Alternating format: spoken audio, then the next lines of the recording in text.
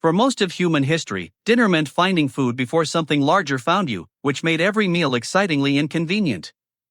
Then, roughly 12,000 years ago, some communities began cultivating plants and managing animals, slowly rewriting humanity's operating system forever. This transformation was not one sudden invention, but many experiments appearing independently across regions with different climates, species, and traditions. Wheat and barley changed Southwest Asia, rice and millet changed China, while maize reshaped societies throughout Mesoamerica over many centuries. People independently cultivated potatoes in the Andes, yams in Africa, and bananas plus taro across New Guinea's fertile highlands too. Farmers did not tame nature overnight. Generations selected seeds, protected useful plants, and bred animals that tolerated human company better. In return, domesticated species changed too, becoming larger, calmer, easier to harvest, and increasingly dependent upon their peculiar human partners. Agriculture therefore began as coevolution. Humans shaped other species, while those species quietly redesigned human bodies, calendars, and communities worldwide. Foragers usually moved when resources shifted, but fields stubbornly stayed put, encouraging people to build homes nearby and remain longer. Seasonal camps became permanent villages, complete with storage pits, heavier tools, territorial arguments, and neighbors who never seemed to leave. Settled life let families raise more surviving children, because mothers could carry fewer supplies and communities could share daily childcare. Population increased, although growth remained vulnerable to harvest failures, disease, conflict, and every farmer's ancient enemy, suspiciously uncooperative weather gods. Larger communities needed coordinated planting, harvesting, water sharing, and defense, turning casual cooperation into rules, councils, obligations, and leadership roles. Irrigation amplified this challenge, because canals demanded construction, maintenance, schedules, and constant discussions about whose field deserved water first today. In river valleys, coordinated farming supported dense settlements, especially where annual floods renewed soils or canals redirected scarce water efficiently. The Nile nourished Egyptian agriculture, while the Tigris and Euphrates required extensive management that helped sustain Mesopotamian cities and kingdoms. Surplus food was civilization's rechargeable battery, feeding people who were not farming because somebody else produced more than survival required. Craft specialists made pottery, textiles, tools, boats, and buildings, while merchants, priests, soldiers, officials, and rulers occupied new social roles.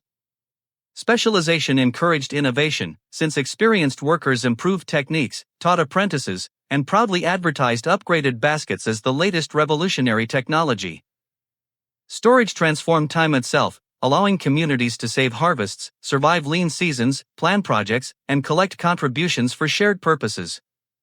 Yet stored grain attracted insects, rodents, raiders, and officials, proving that abundance immediately creates both opportunities and several administrative headaches. Because grain could be counted, transported, and preserved, authorities could tax it, redistribute it, reward supporters, and supply armies reliably. Accounting became essential, and early writing systems in Mesopotamia developed partly from recording goods, labor, land, and institutional transactions carefully. Once scribes recorded harvests and debts, memory gained clay tablets, bureaucracy gained paperwork, and history gained unusually durable receipts too. Calendars also became crucial, helping farmers anticipate seasons, organize labor, and connect agricultural cycles with festivals, rituals, and political authority. Temples and palaces often controlled land, storage, or redistribution, linking sacred power and government directly to fields, flocks, and granaries. Agriculture did not automatically create states everywhere, but dependable surpluses gave ambitious leaders resources for administration, monuments, warfare, and patronage. Cities concentrated crafts, markets, worship, decision-making, and gossip, producing cultural creativity alongside congestion, waste, fire, noise, and spectacular arguments daily. Urban residents depended on surrounding farmers, so roads, canals, ports, and trade networks became lifelines connecting countryside with crowded centers. Trade moved grain, livestock, tools, and luxury goods, but also carried ideas, technologies, languages, pathogens, and occasionally terrible business advice. Farming landscapes created property worth defending, inheriting, marrying into, or stealing, making land ownership itself a powerful source of status. Wealth could accumulate through fields, herds, storage, and labor control, although inequality developed differently across periods, regions, and social systems. Some households gained larger harvests or better land, while debts, conquest, and inheritance could push others toward dependency or servitude. Agricultural labor was rarely shared equally, and gender divisions often shaped who worked, owned land, controlled surplus, or held authority. Farmers generally worked long hours performing repetitive tasks, giving humanity bread, beer, civilization, and an impressive collection of aching backs. Early agricultural diets often relied heavily on staple crops, reducing variety and increasing nutritional deficiencies compared with many foraging diets. Greater carbohydrate consumption encouraged dental decay, while close settlements exposed people to waste, contaminated water, and infections spreading between neighbors. Living beside domesticated animals created additional disease opportunities, though specific pathogens emerged through complex histories rather than one simple leap. Dense populations could maintain epidemics that smaller mobile groups could not, making civilization's crowded success unfortunately convenient for microbes everywhere. Crop failure also became dangerous when communities depended upon few staples, because drought, pests, floods, or war could empty granaries. Famine was never merely natural. Political decisions, unequal access, conflict, storage failures, and disrupted trade often determined who suffered most. Still, agriculture supported far more people per area, enabling populations to rebound, expand, migrate, and transform environments on unprecedented scales. Farmers cleared forests, burned vegetation, drained wetlands, terraced slopes, and redirected rivers, turning ecosystems into productive but simplified landscapes worldwide. These changes expanded food supplies, yet reduced habitats and biodiversity, while erosion and salinization sometimes undermined the fields themselves eventually. Pastoralists transformed grasslands through herding, mobility, and selective breeding, connecting distant regions while sometimes competing with nearby settled agricultural communities. Animals supplied meat, milk, hides, traction, manure, and transport, essentially becoming walking toolkits that occasionally ignored all user instructions completely. The plow increased cultivated acreage, but animal traction also favored households possessing livestock, potentially widening economic differences within farming societies. Across Eurasia, wheeled vehicles and pack animals moved harvests farther, strengthening markets, military logistics, migration, and long-distance political control networks. Agricultural wealth financed monuments, temples, walls, roads, and armies, leaving archaeology much to admire and taxpayers painful memories for generations. Conquest spread crops, animals, irrigation methods, and farming populations, sometimes replacing local systems and sometimes blending with them over generations. Empires depended on dependable food taxes, but transporting grain over distance required roads, ships, warehouses, guards, accountants, and favorable winds. When supply systems failed, cities faced unrest quickly, reminding rulers that political legitimacy often begins with keeping markets reasonably fed. Agricultural frontiers also drove colonization, as states and settlers sought fertile land, labor, tribute, and profitable crops beyond existing borders. Plantation systems later concentrated land and coerced labor, producing sugar, cotton, tobacco, and other commodities for expanding global markets abroad. After 1492, the Columbian Exchange moved crops, animals, people, and diseases between hemispheres, remaking diets, populations, economies, and ecologies worldwide.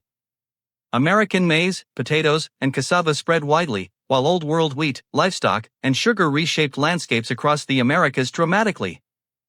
These exchanges increased food possibilities, yet accompanied conquest, epidemic catastrophe, forced migration, slavery, dispossession, and indigenous losses across the Americas. Global trade increasingly turned food into commodities, linking distant consumers and producers through prices neither side completely controlled or understood. The Industrial Revolution mechanized farming unevenly, replacing some muscle with engines, expanding acreage, accelerating harvests, and reducing rural labor needs. Factories produced tools and fertilizers, railways moved perishables, refrigeration extended storage, and cities grew increasingly separated from food production itself.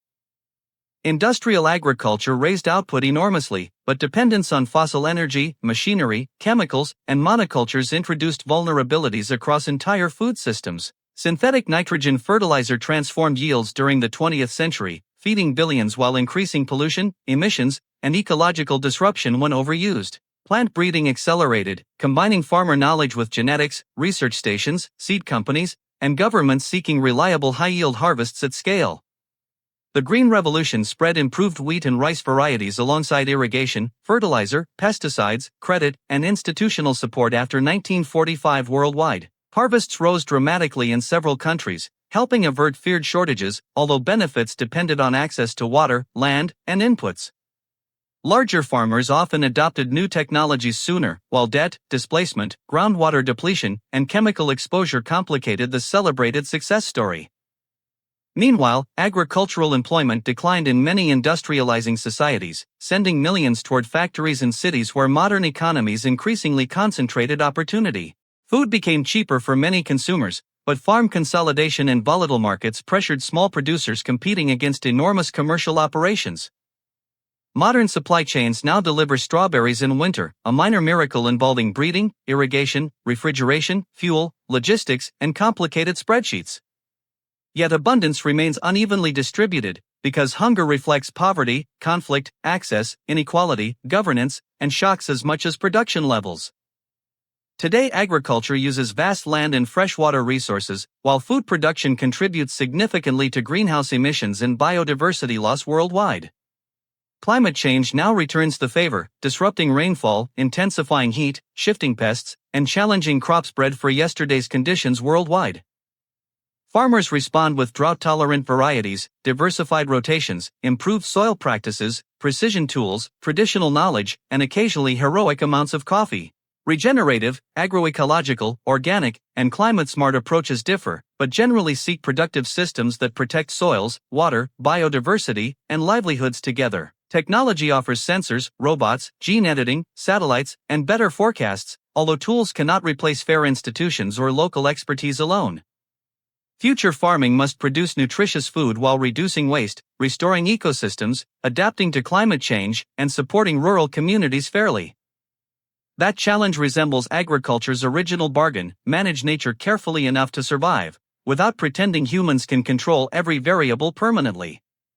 Agriculture changed civilization by multiplying people, concentrating power, enabling knowledge, transforming landscapes, and making daily life both safer and riskier. It created cities and states, but also inequality and ecological strain. It delivered abundance, yet never guaranteed justice or resilience. So humanity's longest group project continues, growing enough food, sharing it wisely, and keeping the planet capable of another harvest.